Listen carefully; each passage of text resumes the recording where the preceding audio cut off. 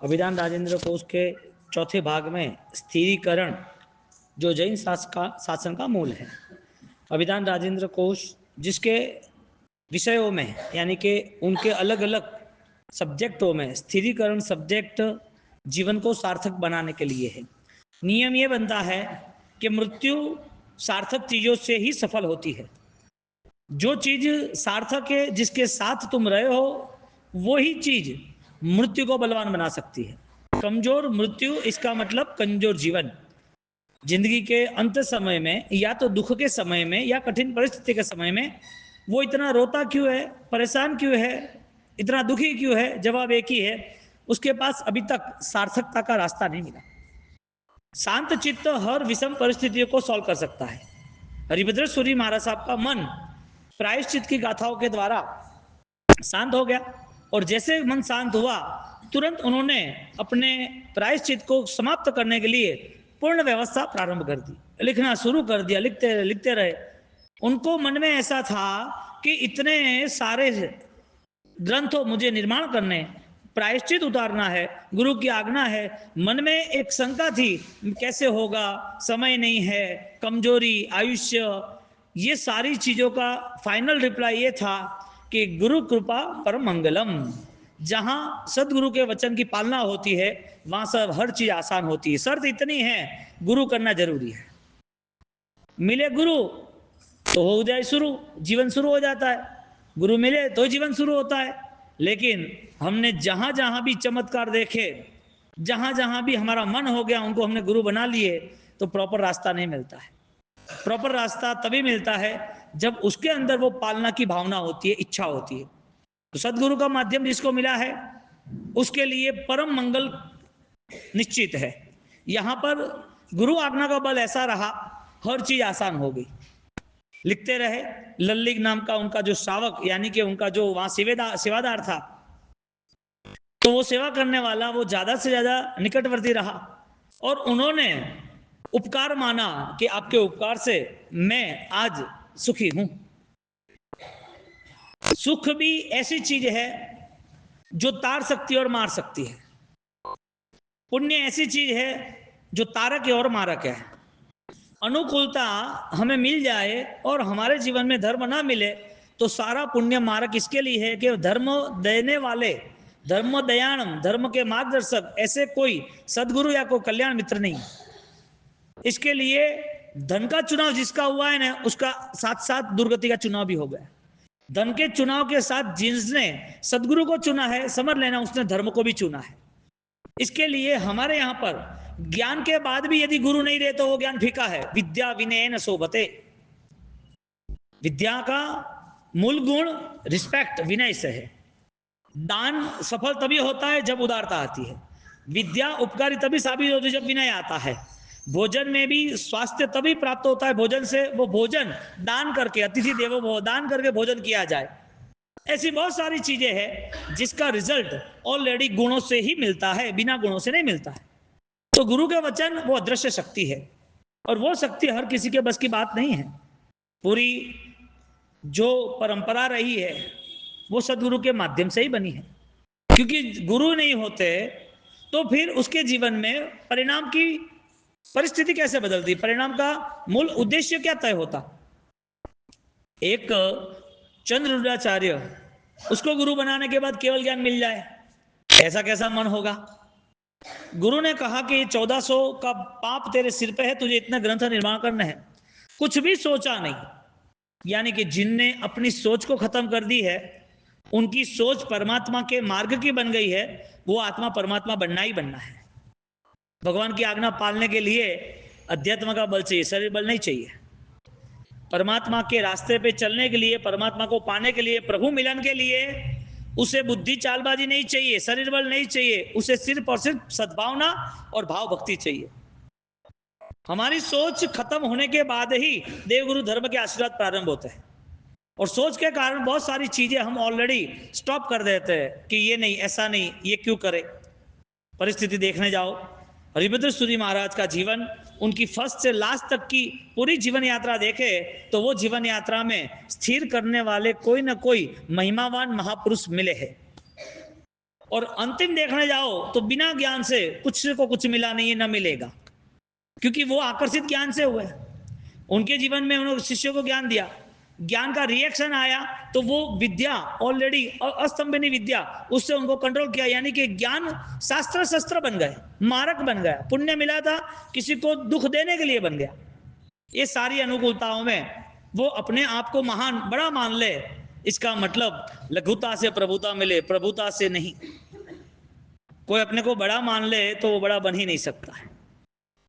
लघुता जहां होती है वहां प्रभुता होती है। और आगे गए तो आगे जब गुरु ने कहा कि ऐसा नहीं करना, तब खुद का विवेक, खुद की समझदारी काम लगी। और जब प्रायश्चित की रचना यानी कि प्रायश्चित पूर्ण करना है, लिखते रहे लिखते रहे।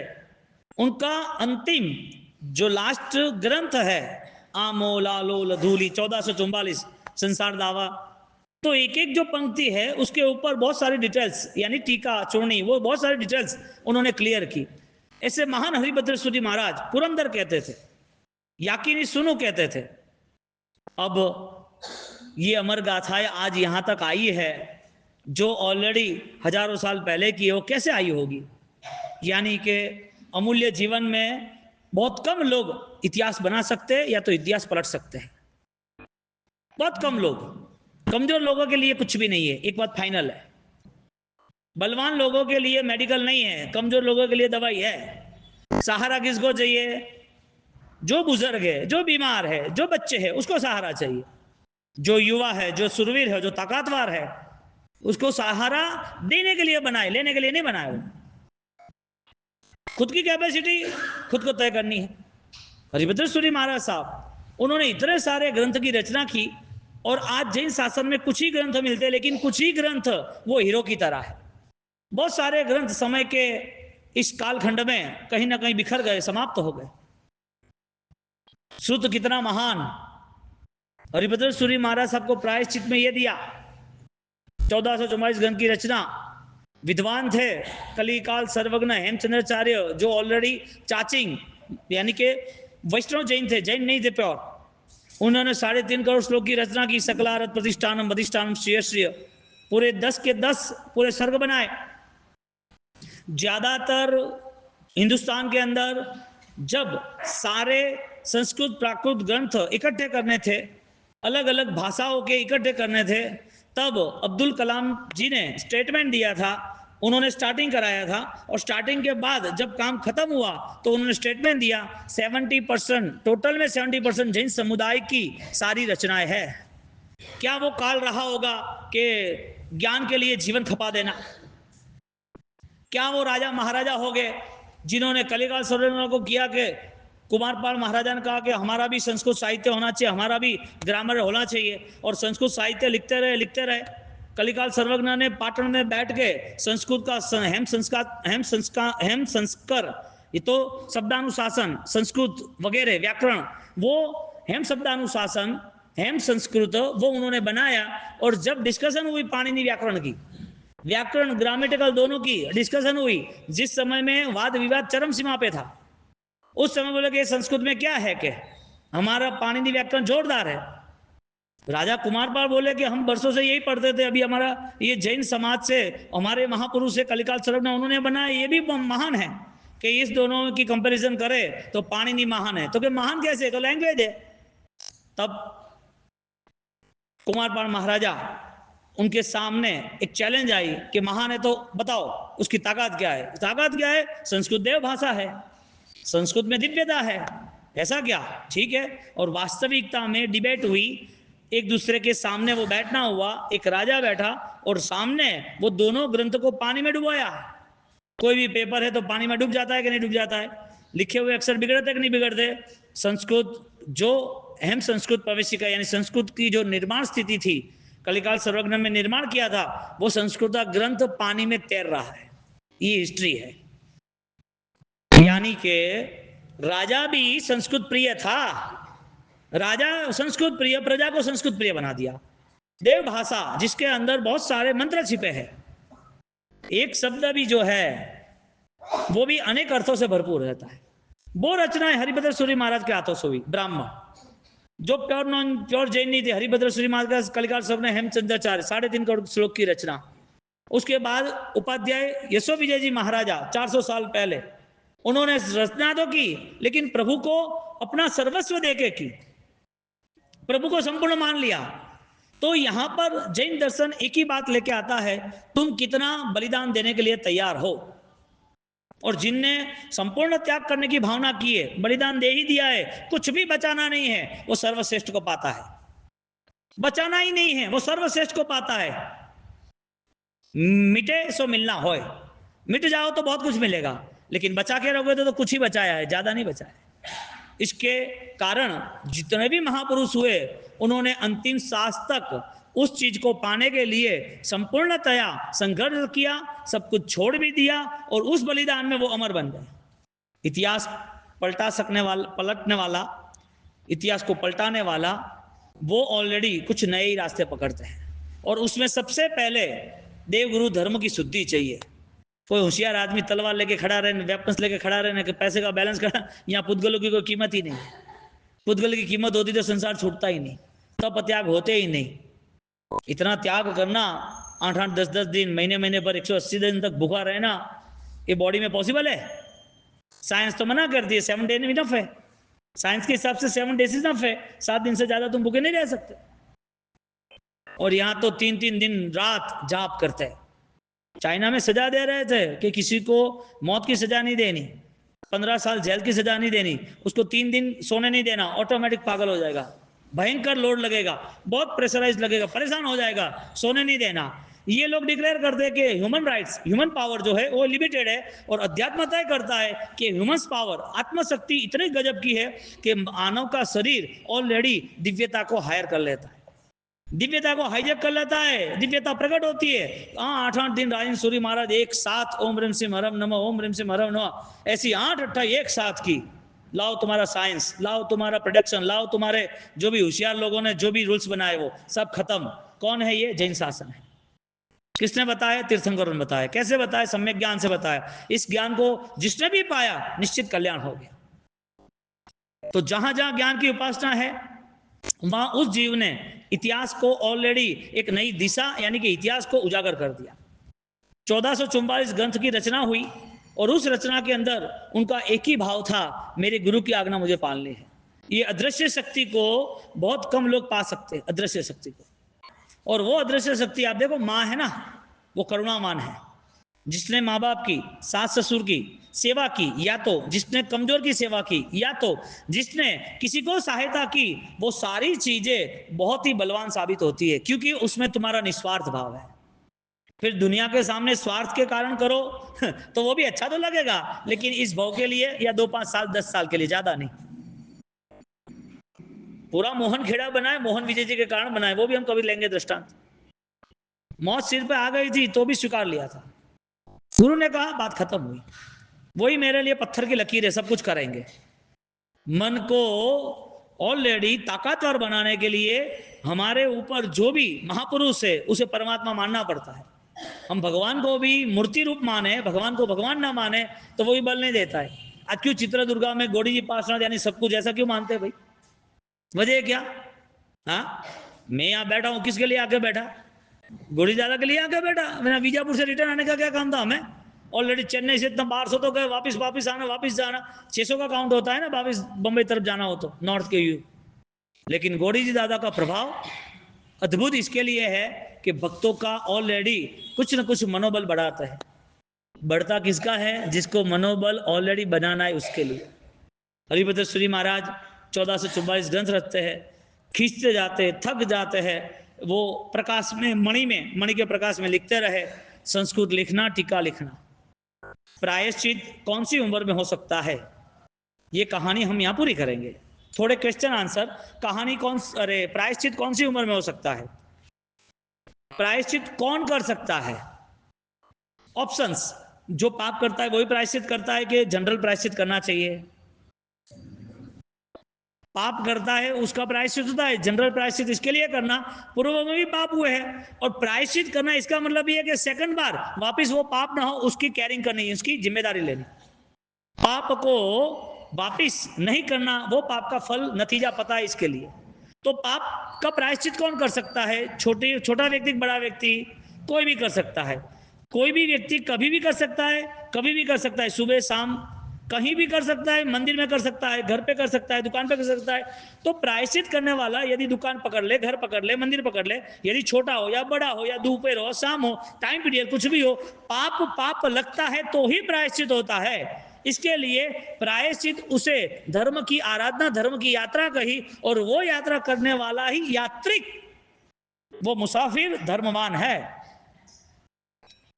माला गिनते वक्त ही मन शांत रखना, प्रतिक्रमण करने आए इसके लिए मन शांत रखना, भगवान के पास बैठे इसके लिए ही अपने को अच्छा लगना, किसी को साता पूतना, किसी को ऑलरेडी खुशखबरी देना कि भाई हमारे तब से आनंद है, तभी आप अच्छे लगना। कहां से आता है ये ज्ञान? धर्म क्रिया से आता है कि आत्मा में है? यदि धर्म क्रिया से वो ज्ञान आता है तो गलत कदम कौन उठाता है? आफ्टर ऑल फाइनल मैसेज ये आता है कि तुम्हारा कमांड तुम पे नहीं है, जो तुम्हारी मैच्योरिटी यानी कि तुम्हें जो करना है उसका विजन नहीं है, कुछ समय के लिए हो जाता है। हरिभद्र जी महाराज के जीवन की इस कथा से इतना तो फाइनल है, प्रायश्चित करने वाला कभी भी कर सकता है, और जिसने प्रायश्चित मन से किया है, दिल से किया है, पवित्र होने के लिए किया है, वापिस पाप ना करने की भावना के लिए किया है, उसका प्रायश्चित ऑलरेडी डिक्लेयर होता है, फाइनल होता है, सक्सेस होता है। अब बताओ यहां पर ये महापुरुष, उनकी उम्र क्या, उनका जीवन कितना प्रभावक, उन्होंने कितना बल लगाया, कितने ताकतवर थे? प्रायश्चित करना जरूरी है? ऐसा जरूरी थोड़ी है प्रायश्चित करना, भगवान नहीं करते। भगवान ने प्रायश्चित कर दे, और भगवान इसके लिए तो बन गए कि इनका प्रायश्चित पूरा हो गया। जिनका ऑलरेडी पाप समाप्त हुआ है उसको प्रायश्चित की जरूरत नहीं है, और जिसको पाप का पता नहीं चलता है वो प्रायश्चित करता नहीं है। प्रायश्चित किसके लिए नहीं है? एक ज्ञानी के लिए और अज्ञानी के लिए। ज्ञानी और अज्ञानी प्रायश्चित नहीं करते। ज्ञानी है केवल ज्ञानी है, अज्ञानी है पाप को पाप ही नहीं समझना। तुम्हें कोई पूछे कि किसी का पैसा पेमेंट नहीं देना, चोरी कर लेना, ये पाप है या नहीं है? तो क्या नहीं है, घर के लिए तो करना पड़ता है। क्या किसी का पैसा आपने ले लिया, आपके पास है, आपको देना नहीं है, पेमेंट नहीं देना वो पाप है कि नहीं है? यानी कि पेमेंट 2 साल तक ना दे लेकिन 2 साल उसकी 500 बिल चलते है, तो धर्म हुआ कि नहीं हुआ? अरे वो थोड़ा दिमाग में नहीं बैठा बात, क्योंकि वो भेजा में अतरी भेजा फोड़ी घाली है माए, दिमाग में अतरो कसरो घालियो है ने यूज हज में के अतरी माला न अतरी तपस्या न अतरो गरम पानी ने वही आराधना है, और मनरो खेल कट है। ये तो एक नॉर्मल बात है कि पेमेंट देना नहीं देना, आपकी भावना बुरी क्यों है? कर्जा प्रभु महावीर के दिमाग सिर पे लग गया 82 दिन का, नीच गोत्र हुआ, कौन सा खेल था, कौन सा कर्म था पूर्व का? तो पूर्व के कर्म दिखते नहीं हमें क्या? तो क्यों पेमेंट नहीं देना? होशियार व्यापारी 30 तारीख का पेमेंट होता है, 25 तारीख को ले जाके मेरे पास व्यवस्था ले जा, उसका रेपुटेशन बन जाता है समाज में। अब हमें क्रिया तो करनी है लेकिन बिना ज्ञान की। सबसे पहले हमें समझदारी के स्तर पर आगे बढ़ना पड़ेगा कि मेरे जीवन में श्रेष्ठ क्या है, और श्रेष्ठ में हर दिन नया नया और अच्छा क्या कर सकता हूं। हमने जितना सोचा है उतनी लिमिट हमें सेट कर ली है। वो गाड़ी की स्पीड होती है ना कि बच्चों को गाड़ी नहीं 60 से ज्यादा स्पीड में गाड़ी नहीं चलाना, के 60 की स्पीड तक गाड़ी चलाना, बस इतना ही, ज्यादा नहीं। हमने मैनेज कर दिया है कि हमें 24 घंटे में इतनी क्रिया, इतनी दुकानदारी, इतनी व्यवस्था, ये सब अलग अलग मैनेज कर दिया है। तुम्हारे जीवन में एक सामयिक ना हो, 14 राजलोक के जीवन को अभयदान देने के लिए वजह क्या? पता नहीं है सामयिक क्या है। पुण्य सावक को तो बाद में पता चला था, तो उसने तो कभी नहीं छोड़ा, पता चला बाद में, उसको पता चला बाद में, कभी नहीं छोड़ा। प्रायश्चित होना इसका मतलब यह है कि वो जहां था वहां से अब यात्रा आगे बढ़ाता है, उसका नाम प्रायश्चित। प्लस बढ़ता रहता है। प्रायश्चित कौन नहीं कर सकता? प्रायश्चित कौन कर सकता है? काउंटर क्वेश्चन, प्रायश्चित कौन कर सकता है? जिसको करना है वो करेगा कि नहीं करेगा? तो प्रायश्चित करने वाला पुण्यात्मा जो है, पवित्र होने वाला भाग्यशाली जो जीव है, उसे पता है कि 18 पाप है, उस 18 पाप में सब पापों का बाप मिथ्यात्व है, और वो मिथ्यात्व मिसगाइड करता रहता है। हमने मान लिया कि मैंने जो इकट्ठा किया वो मेरा है, तो ये पागलपन के अलावा क्या है? त्याग क्यों नहीं हो सकता? उदारता क्यों नहीं आती? ये सारे पापों का नतीजा सबने भुगता है कि नहीं भुगता है? जैन दर्शन हमें कथानक पे ले जाते हैं हमें इतनी सारी स्टोरीज बताते हैं, वो स्टोरीज का मूल उद्देश्य ये है कि ये कैरेक्टर को ये रिजल्ट मिला है, ये कैरेक्टर मेरा नहीं होना चाहिए, बस इतनी बात है। हमें खाली सुनने के लिए थोड़ी बैठना है। अच्छी बात आती है, कोई अच्छा लगता है, टाइम 1 घंटे का हमारा हो गया, समय का हमने व्याख्यान सुन लिया, प्रवचन सुन लिया, चौमासा है तो कुछ धर्म हो जाएगा, ये सब जीरो थिंकिंग है, ये जीरो थिंकिंग है। मिला क्या इससे? कोई आदमी ऑलरेडी खाना खाता है, लेकिन खाना ऑलरेडी बैक आता है, वॉमिट हो जाती है, तो वो खाना खाए और वॉमिट करे, खाना खाए और वॉमिट करे, दिन में 10 बार ऐसा करता है। क्या करना चाहिए? खाना छोड़ना चाहिए या उसका सॉल्यूशन लाना चाहिए? यहां ज्ञानी कहते हैं कि यहां कर्म का आना है और थोड़ी क्रिया की कर्म का जाना है। आश्रव संवर चल रहा है, निर्जरा का भाव नहीं आ रहा है। आश्रव यानी कर्म का आना, संवर यानी कर्म का रोकना। आज तुमने पचखान ले लिया तो तुम्हें रात्रि भोजन का पाप नहीं लगेगा। तुमने आज व्रत ले लिए कि मेरा वर्षित अब चल रहा है, 12 महीने मुझे ऐसा पालन करना है, तो वो 12 महीने का जो पालन है, इसका मतलब इतने कर्म तो नहीं आएंगे। तो ये सब चीज तुमने रोक तो ली, ये चीज को संवर भाव कहते हैं, आने नहीं देना, और आना आश्रव भाव कहते हैं। जो पाप का पचखान ना लेते वो पाप चलता रहता है, आश्रव। जो पचखान ले लिया है वो संवर। ये दोनों के बीच जो निर्जरा है वो कहां गई? वो निकले नहीं। एक सिंपल बात है, खिड़की खोलना, कचरा आना, खिड़की खुली रखना, कचरा निकालना। साफ होगा कि नहीं होगा हॉल? साफ तो होगा ना हॉल। साफ किया वो तो दिखता है ना, आपको ऑलरेडी कचरा निकाला है वो तो दिखता है ना, साफ तो किया ना। तो साफ करना वो इंपॉर्टेंस था या खिड़की बंद करना वो इंपॉर्टेंस था? यानी साफ नहीं करना, खिड़की बंद करना इंपॉर्टेंस या साफ करना इंपॉर्टेंस? क्या कंफ्यूज हो रहे हो? इतने सालों से सुन रहे हो ना। खिड़की बंद करना इंपॉर्टेंस है या साफ करना इंपॉर्टेंस है? खिड़की बंद करके साफ करना इंपॉर्टेंस है। हाँ तो बोलो ने कहा हाँ। बात आ है कि खिड़की बंद नहीं करो तो सफाई का काम व्यर्थ हो जाता है। सफाई का काम करना जरूरी है, बिगड़े नहीं इसके लिए, लेकिन सफाई करने में दिमाग क्या लगाना था? वापिस इतनी मेहनत नहीं लगे। कर्म जो आ रहे हैं उसका पचखान कुछ समय के लिए लिया, वापिस वो पाप का कर्म आ जाएगा, वापस वो गलतियां, बुरी आदतें आ जाएगी। अब बुरी आदतें आ रही है तो पहले क्या करना चाहिए? बुरी आदतों के कंट्रोल के साथ मुझे पचखान लेना चाहिए कि और अच्छा क्या है। बुरी आदत जितनी थी इसके लिए मुझे पचखान लेने के बाद बुरी आदतें खत्म तो हुई, लेकिन पूर्व के जो कर्म है, अब हमारी बात क्या हुई? प्रायश्चित कौन कर सकता है? छोटा या बड़ा व्यक्ति जो धर्म करता है वो, या जनरल कोई भी? आज कर सकता है। आज का ही पाप का प्रायश्चित होता है कि पूर्व भोग का पापों का प्रायश्चित होता है? पूर्व भोग का प्रायश्चित होता है। तो आश्रव और संवर वहां तक हम लिमिटेड रहे, निर्जरा में नहीं रहे। हमें निर्जरा करनी है, जर्जरित निर्जरा। जर्जरित यानी क्षणिक, खत्म होना, समाप्त होना। घर जर्जरित हुआ बोलते हैं ना, ये काया जर्जरित हो गई, क्यों भाई? अभी इसका वैलिडिटी खत्म हुई, टाइम नहीं है उसके पास, अब ये लंबा समय नहीं चलने वाले। काया के लिमिटेड आती है, ऐसा कर्मों को भी निर्जरा, कर्म की भी ऑलरेडी जर्जरित अवस्था हमें निर्मित करनी है कि अभी कर्म कोई काम का नहीं, अभी चला जाएगा। मानव भाव मिलना और मानव भाव छोड़ते समय उसे ऐसा लगे मैंने जीवन बहुत बेहतरीन जिया है, आनंदमय जिया है, मुझे ये जीवन छोड़ना है, आनंद है। हंसते हंसते नौकर गिनते गिनते अपने देह में से आत्मा निकाल देता है। जिंदगी भर काकू काकू, ओ मने यू हूं ने, मने यू वेरियो ने, किकण वही ने, का वही ने, ए रिपोर्ट वाली फाइल ले लेन घूमना, क्या जिंदगी ये सब? कितने देर, कितने समय तक? ये आया कैसे? ये बीमारी आई किसने, लाई किसने, आई कहां से? क्यों इतने समय तक रुकी है बीमारी? मन बलवान बन गया तो सारी बीमारी है ना अपने आप कमजोर हो जाएगी, और छोटी भी बीमारी होगी ना तो 2 दिन की होगी, 10 दिन तक पालते रहेगा। और मेंटालिटी यही कहती है, दिमाग यही कहता है, जहां पर ब्लॉक हुए ना वहीं बैठा रहता है। प्रायश्चित तुम्हें वहां से आगे ले जाता है, प्रायश्चित तुम्हारी पूर्व की यात्रा से भी आगे जाती है। एक व्यक्ति शिखर पर चढ़ जाता है, पालिताना गिरिराज की 99 यात्रा है, उस 99 यात्रा में वो 1 बार 2 बार 3 बार चढ़ता गया। पहले दूसरे दिन थोड़ा पैर दुखेगा, 10वें दिन आज तो 5 यात्रा करनी है, आज तो बड़ा दिन है, क्या आज तो दादा के पास 2 घंटा बैठना है, आज तो फाइनल उपवास ही करेंगे या तो छठ में ही करेंगे। 10 दिन पहले तो कुछ नहीं करता था, कॉन्फिडेंस कहां से आया, विश्वास कहां से जीता? भाव का एक लेवल आता है, आपके प्रायश्चित के द्वारा, पापों को समाप्त करने द्वारा एक लेवल आता है। वो जो लेवल आता है ना, वहां तक हर बार पहुंच जाता है। इसके लिए हर बार बेस्ट प्रैक्टिस करके वो हाईएस्ट परसेंटेज में जाता है। अपने आप को, अपने मन को, अपनी सजगता को इतना एक्टिव कर देता है कि जब भी वो आंख बंद करके बैठे उसे अपनी शुद्धि दिखाई दे।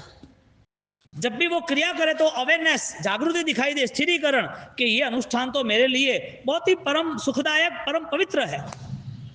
अब ये जो कॉन्शियस अवेयरनेस सेट ही नहीं होती है, उसको क्रिया फलदायक कौन से साल में होगी? 2025, 2050, 2075? 2075 तक, 50 साल के बाद तो क्रिया सफल होगी कि नहीं होगी? हाँ, क्रिया सफल कब होगी? क्रिया का निषेध तो करते नहीं। क्रिया सफल कब होगी? 2075 में होगी कि नहीं होगी? 2060, 2050, 2040, 2030, 2028, 26 तक रखो, ये इस साल जाने दो। इस साल तो ऐसे के ऐसे ही रहेंगे हम तो, इस साल तो ऐसे के ऐसे ही रहेंगे, अभी अभी ये छोड़ दोगे। आपको पूछा जाए कि मोक्ष चाहिए, आपको पूछा चाहिए मोक्ष की बात छोड़, स्वर्ग चाहिए?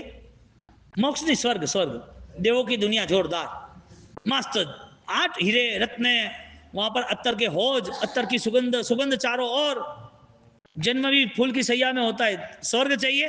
तो क्या हाँ स्वर्ग तो चाहिए, ठीक है चलो बाहर गाड़ी पड़ी है, बैठ जाओ, सब कुछ छोड़ के जाना। नहीं नहीं, अबार नहीं चाहिए क्या? बाद में चाहिए, चाहिए सही, लेकिन बाद में चाहिए, चाहिए खैर लेकिन बाद में चाहिए। आज हम ऑलरेडी बेस्ट का ऑलरेडी हम डिक्लेरेशन नहीं कर सकते। जो सही है उसका चुनाव हमारे बस की बात नहीं है। ज्ञान की इतनी कमी कि हम निर्णय नहीं कर सकते कि मुझे कितना बदलना है, कितना परिवर्तन लाना है, कितना प्रायश्चित करना है, मेरे लिए क्या उपकारी है, वो निर्णय नहीं हो सकता तुम्हारा, तो परिवार का कैसे हो सकता है? परिवारों में संकलेश क्यों? परिवार छोटी छोटी बातों में इतने डिस्टर्ब क्यों है? क्या प्रॉब्लम है? और जैन कुल में तो हो ही नहीं सकता। जैन परंपरा में, जैन कुल में, जैन धर्म जिसको मिला है, सदगुरु के साथ जुड़े हैं, तीर्थ यात्रा करते हैं, परमात्मा के प्रेमी हैं, उनके घर में संकलेश कैसे हो सकता है? वो समझदार है कि ये सारी चीजें अस्थिर है, वो समझदार है कि किसी जीव के प्रति मुझे घृणा नहीं करनी, वो समझदार है कि ये सारा पाप आज नहीं तो कल भुगतना पड़ेगा, वो समझदार है कि पाप का फल भुगतने वाले सारे आईसीयू में, हॉस्पिटल में, दलदलों में, कीचड़ों में, कहीं ऐसी जानवर की दुनिया में सब जीव सड़ रहे, दुखी हो रहे, पीड़ित है, भयंकर व्यथा में है, कोई भी रक्षणहार नहीं है, मैं क्यों करूं? ये जैन कुल मिलने के बाद सफल बनाने का तरीका है, लेट गो, लेट गॉड। मन बड़ा रखो, लेकिन नहीं होता है क्योंकि उसका कॉन्शियस ही प्रिपेयर नहीं है, मन से वो जागृति नहीं है। ऐसी परिस्थितियों में जिन जिन लोगों ने भी धर्म चुना है वो सब व्यर्थ साबित हुआ, समर्थ साबित नहीं हुआ। इनको पूछो, सब्जी लेने जाए, एक 50 रुपया की, 10 रुपया की भी नींबू ले तो भी देख के चेक लेते कि इसमें डॉट्स तो नहीं है। एक घर के लिए भी अच्छा चुनाव रहता है, खुद को जागृति है कि भाई एक बिगड़ी हुई चीज नहीं चाहिए, बिगड़ा हुआ अनाज, दान, बिगड़ी हुई कोई कपड़ा नहीं लेता है, बिगड़ भी जाए तो भी साफ कर लेते हैं। ये जीवन पूरा बिगड़ जाए कैसे चल सकता है? हा? पूरा जीवन यूं ही वेस्ट जाए, कीचड़ में चल सकता है? इसके लिए मन की जागृति हरिभद्र सूरी महाराज के इस दृष्टांत से है। उन्होंने 1444 ग्रंथ रचते रचते उनका ये प्रायश्चित यहाँ पूर्ण होता है। पूर्ण करने की भावना है, इसके लिए आधा भी छूट गया तो भी पूर्ण ही कह सकते हैं। तुमने मन बनाया मुझे सिद्धि तप करना ही है, तो तप करने का जो मन बनाया है, इसका मतलब शायद बीच में रुक भी गया तो भी होने वाला है। और जो करता है उसे पता है कि मेरा ऑलरेडी कुछ समय हार्ड आने वाला है। दुनिया में किसी को आसान तरीके से कुछ मिला नहीं है, और नियम है इजी कमिंग इजी गोइंग, ऐसा रूल्स है। तुम्हें जल्दी आ गया है तो जल्दी चला भी जाएगा। कठिनाई से आया हुई चीज, धर्म ही कठिनाई से आई हुई चीज नॉर्मल व्यक्ति मैनेज कर सकता है, और धर्म से पाई हुई पुण्य की चीज वो आराम से मैनेज कर सकता है। कठिनाई से आई है इसके लिए उसे कठिन पड़ता है, लेकिन धर्म के प्रभाव से जो मिला है वो आसान हो जाता है। बोलो हरिभद्र श्री भगवंत जिन्होंने ग्रंथों की रचना की, आपके लिए चैलेंज बन जाती है कि तुम एक उपवास कर सकोगे लेकिन एक गाथा नहीं कर सकोगे। क्या तुम्हारे लिए स्वाध्याय कठिन बन जाता है? क्योंकि स्वाध्याय इज इक्वल टू चेंजेस, तुम्हें बदलना पड़ता है। तब मैं क्या बदलना बताओ आप? 4 आपके 120 दिन हो गए समझो वर्षी तब के, जिसने पूर्व में 28 की, 10 किया, उपदान किया, जिसने चौमासा किया, 99 किया, अखंड भगवान के एकाश ने चले, 500 आमिल चले, ओलिया सब की, इसमें बदलाव की क्या जरूरत थी? इसमें किसी ने बोला कि भाई तुमने इतनी तपस्या की, इतना बदलाव आना चाहिए? ऐसा किसी ने कहा कि भाई 30 उपवास हो गए, अभी तू भगवान जैसा बन गया, तुझे सहन करना पड़ेगा, कोई चाटा मार दे, कोई लाठी मार दे, कोई बोल दे, कुछ नहीं बोलना, ऐसा किसी ने बोला? मासक श्रवण किया, तपस्वी बोल दिया, बदलाव वाली बात नहीं बोली। किसी ने बोली? हाँ? तप धर्म आसान बन जाता है, यानी तप क्रिया आसान बन जाती है। तप धर्म यानी ज्ञानाचार, दर्शनाचार, चारिताचार, फिर तपाचार आता है। 4 स्टेज आता है, यानी कि आपको 35% के बाद 50, 60, 70, फिर 100% में कैसे आएगा भाई? एक उपवास आसान या एक श्लोक रटना आसान, हजारों लाखों श्लोक रटना आसान, या अपने आप परिवर्तन लाना आसान? अपने आप परिवर्तन अपने लिए आता है कि संसार की सारी स्थितियों के लिए परिवर्तन आना वो आसान? यानी कि आसान क्या और कठिन क्या? आपको मैं दोनों कंडीशन में बात ले जाता हूं। कठिन क्या समझते हैं हम? तपस्या कठिन समझते हैं, आसान समझते हैं? यदि तपस्या आसान समझते हैं तो तपस्या के साथ स्वाध्याय है कि नहीं है, तप के साथ ज्ञान है कि नहीं है? यदि ज्ञान आसान समझते हैं और ज्ञान कठिन नहीं समझते, हजारों लाखों श्लोक हो गए, तो वो श्लोक ही है, वो श्लोक लोक के अंदर ही रहे कि श्लोक अंदर भी उतरे? तो जो स्वाध्याय था वो स्वयं के लिए बना के नहीं बना? तो जो लाखों श्लोक है और वो अपने आप में परिवर्तन नहीं ला सके, और अपने आप में परिवर्तन लाना है तो सिर्फ अपने लिए ही लाना है कि जगत के सभी जीव करूं शासन रसी, सर्व जीवों के प्रति मेरा भाव, मुझे जो पसंद है ऐसा मैं करता रहूंगा। यानी एवरेज हम सेट करें, डिग्री लेवल। हाँ, पानी गैस पे रख दिया और 2 मिनट में गर्म हो जाता है। एक 100 डिग्री पर जाता है तो पानी भाप बन के गर्म होता है, और 300 डिग्री पर सिल्वर गर्म होता है। तो ये जो हीट है, वो डिग्री लेवल जो है वो रिजल्ट आती है। यहां पर तप नहीं है तो रिजल्ट क्या होना चाहिए? तप है तो रिजल्ट क्या होना चाहिए? ज्ञान है तो उसका आगे रिजल्ट क्या होना चाहिए? क्षमा, अपना परिवर्तन से भी आगे का नियम क्या होना चाहिए? उसके अंदर अप्रवृत्त जागृत अवस्था, साधना, साक्षी, साक्षात्कार। ये सारी चीज करने के लिए अनंत काल चले जाते हैं। ये सारी चीज करने में अल्प आयुष्य में अनंत बल चाहिए। ये सारी चीज जब ठहर जाती है अपने आप में हमारे जीवन में, जब वो उतरती है, तो उसको संभालने के लिए अपूर्व जागृति चाहिए। ऐसे तीर्थंकर बने हैं भगवान, ऐसे बने हैं। हम भगवान को क्या मानते हैं? मूर्ति रूप मानते हैं क्या केवल ज्ञानी मानते हैं? अब उसकी भक्ति करो, आप कैसा आनंद आता है, उसकी पूजा पाठ कैसा आनंद आता है, उसका नाम स्मरण ओम ह्रीम सिम हरम नमः अरियंत को देखे कैसा आनंद आता है। हमारी आत्मा को इस संसार में रहना नहीं है, क्योंकि हम यहाँ ऑलरेडी शाश्वत नहीं है। हमारा यहाँ जन्म हुआ उसी दिन तय हुआ था कितना जीना है, कौन तुम्हारे कौन पराए, कैसे जीना है, और यहाँ से आगे की यात्रा क्या है। उदय काल आधीन सब कुछ तैयार था, तो हमें यहाँ लाए हैं तो हम किसके भरोसे जी रहे? आना था तो भी हमने तय नहीं किया, जाना है तो हम तय करते, वो होने वाला नहीं है।